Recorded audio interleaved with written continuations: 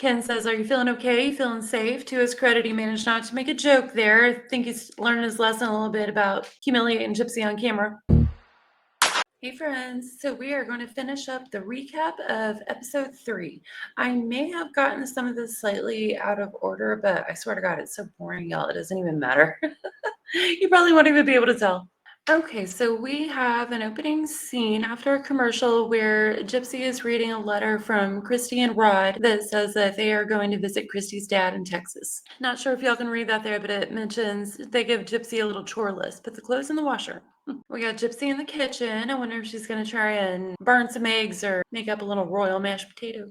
Okay, they're setting up to talk about Ivory Rose Grows Wild. Gypsy says, a friend of mine let her know, and we all know that friend, I'm sure, is Bree. Bree let her know that one of the hater creators out there is driving up and down her street on a live stream. Yeah, definitely about Ivory Rose Grows Wild. So she was showing the house, hoping they would come out, and it made her uncomfortable. Now, don't get me wrong, this is Gypsy Rose, and I'm not saying that I feel sorry for her, but I would feel scared too. I would definitely feel extremely freaked out if someone, fancy, for instance, was driving up and down the street in front of my house screaming, come meet me at McDonald's or whatever. Yeah. Even though it's Gypsy, and I don't like to agree with her, I would feel freaked out too, I gotta say. I know there's a lot of people that disagree with me that, not just commenters. Some of my creator friends also feel like, whatever, it's no big deal. I just feel differently, and that's all right. We can disagree. Okay, so Gypsy says, she wasn't comfortable and she wasn't aware that she was in a room. She said she was nesting, putting things together. Now, I haven't heard a clip of this, so I'm not positive, but I've heard other people say that Bree said on a live stream that Gypsy wasn't home when it happened. I believe it was in the context of something like, thank God Gypsy wasn't home. And then the story changed to she was there, but she was in her room. Yeah, so if anyone knows of where I can get clips or evidence of that, drop it in the comments. I'll be glad to make a video on it.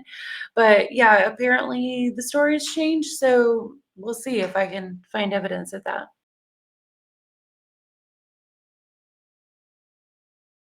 And she says, what happens if I would have been outside? I don't know, you would have waved at her.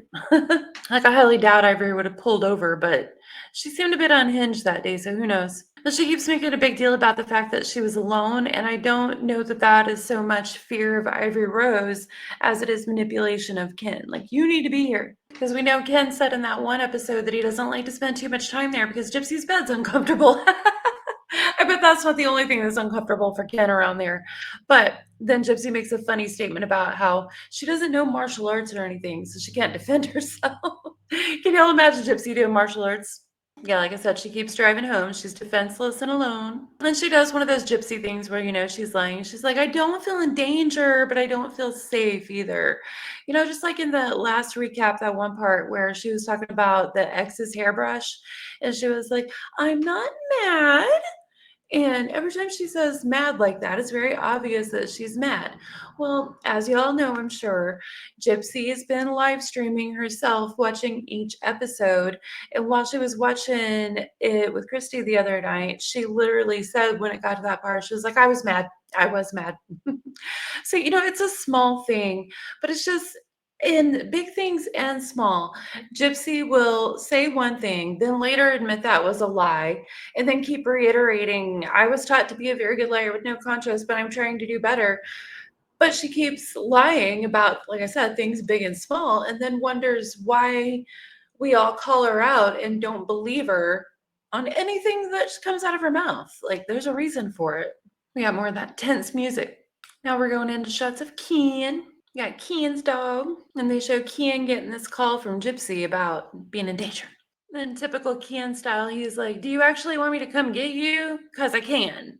Like, he can, but he's not saying, oh my God, I'm coming to get you. Like, do you actually want me to come get you? Of course, Gypsy immediately says, yeah, come at like 4. Almost like she had prepared. She had a time, she had a plan. Ken says, are you feeling okay? You feeling safe? To his credit, he managed not to make a joke there. I think he's learned his lesson a little bit about humiliating Gypsy on camera. And Gypsy's response to that question is, I didn't hardly sleep last night. In other words, no, Ken. And Kian says he'll come get her in a couple hours. Now, the house looks nice behind him. It looks good. Kitchen looks fun. It looks bright, airy. Got a little classical airs there. Chandelier's cool. You all know damn well Ken doesn't want to leave that nice kitchen, whatever he's whipping up to go deal with Gypsy and her double bed.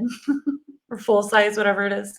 Also, I feel like even though I'm sure he'd never admit it, I've got a sneaking suspicion that deep down, Ken feels like she brings all this on herself by being so constantly obsessed with social media. And Ken's like, I hate it when she's at home and her parents are. Yeah, he does. He has to leave home and go deal with her. Ken says she's just by herself, and a lot of people on the internet know her address. Well, that's part of the reason why I was surprised that they showed the front of the house during the Lifetime show. I mean, maybe it was a fake one. I don't know. But Ken says you just never know how unhinged people are going to be. Yeah, people who were Dee Dee and Gypsy's friends and neighbors back in the day feel the same. You never know how unhinged people are going to be. Then Ken tells his own little version of what went on, still hanging out in his nice kitchen. He says she literally drove by and live streamed it. Well, it's also on Lifetime every night, but like I said, I wouldn't feel comfortable with the way she was screaming live streaming either. It's not about the fact that the house was shown, that was already public knowledge, but just the way she was acting, I would have been freaked out. I've been like, is this person gonna try and come to the door? I don't really think she would have, but see, Ken's complaining about the fact that she filmed the exterior of the house and not the way that she was acting as she did it. And that doesn't make any sense to me whatsoever. The exterior of that house is on TV all the time. Then the producer asked Ken what he knows about the situation, and he says, I don't know much about this hater. I don't know much about her. Oh, yeah, I'm sure. Because, like I said before, even though I sometimes get the feeling that Ken wouldn't really be that into social media outside of like gaming and whatever chill stuff, it's very clear that Gypsy requires people in her life to fight for her on social media. So I'm sure Ken's up on all the haters. We know that from the way he goes on Morbid and talks about things. In spite of not knowing much about her, he mentions that she's built a profile and an account off of being a hater for Gypsy. Ken's really up in the drama too. He's like, she's by herself in the middle of nowhere. I don't pay a lot of attention to them showing the neighborhood and cutoff, but it looks like it's very populated. Now we got suspenseful music. Look at Conspiracy's face, y'all. She's not buying what Ken's selling. I'm not either. Then we get more of Gypsy complaining in the kitchen about how she feels uncomfortable sleeping there and living there in Rod and Christy's house because the address is online, she says. Y'all think that's the real reason? I mean, she married the whole Ryan Anderson to not have to go live with Rod and Christy. What do y'all think? Then she says she never thought she had a reason to worry or anything. Well, then what have the multiple sassy posts that you've made about your privacy, what did they mean then if you don't think you have a reason to worry? And she's getting real dramatic about it. She's like, last night with the wind and you rustled the brushes or anything, I was afraid. And Ken says he told her to make a police report. And she said, no, I'm not going to do that either. So from what I understand, a lot of people in the Blanchards' lives have been like, file a police report on this shit or hush up about it because yeah, I mean, that does seem like a thing that they could have reported as harassment. And if they're not going to, why all the drama about it? Like, either handle it or hush. That makes good sense to me. And Ken said Gypsy told him, I'm just going to set the alarm and I'll be okay. Well, that doesn't sound like someone too scared if you're not calling the police and you're just going to, like, what is set an alarm going to do? What does that help? And then Ken says, but after hearing that she couldn't sleep and she's so stressed out, that makes me like, okay, just let me come get you. Well, I think that was probably the point. What do y'all think? Y'all look, Ken's calling Gypsy. If you really zoom in there, you can see she's in his phone as my Gypsy. So Ken calls her back, and instead of a few hours, he's like, hey, would you be opposed to me just coming to get you now? She's like, oh, yeah, sure. Let me throw a few things in my suitcase. Because, prep person, she can do that. And Gypsy says, I'm just trying to live my life. She managed to refrain herself from saying average bear again, thank God. And Gypsy said, just leave me alone. I don't do anything. I don't bother anyone, so why bother me? Oh my God, the jokes write themselves there. Girl was literally on a live stream saying, y'all got me by the short and curlies, but wait till I get off parole. Lord. Oh, and speaking of, y'all remember that time whenever she was still married to Ryan and some girl posted something about her online on TikTok and Gypsy was like, I live in Lake Charles, but you won't say it to my face. She encourages people to pull up, at least she used to. And we got KRISTY calling asking for a deputy. come to the home because a girl on TikTok is doing stuff. Well, I guess my little rant about, call the cops or hush up was unfounded because look here, they got the cops.